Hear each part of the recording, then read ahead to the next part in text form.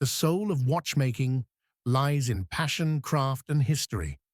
And today, two giants of independent horology, Vianney Halter and Massena Lab, bring that soul to life with their newest creation, the Old Soul.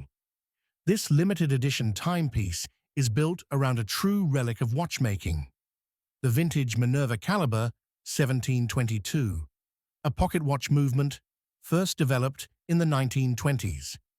Handmade long before CNC machines, each one carries the artistry of an era gone by.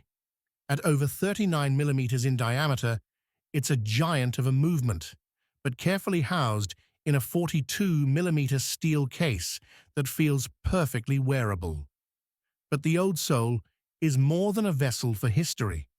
Vianney Halter reimagines time display with a mysterious, minute disc, turning this into a regulator-style watch unlike any other.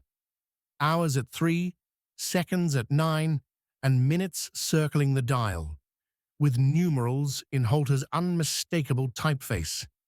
Then comes the steampunk DNA Halter is known for, a layered stainless steel shield above the sapphire crystal, engraved with concentric circles and dotted with studs. It's bold, eccentric, and unmistakably Halter. Even the case is a marvel.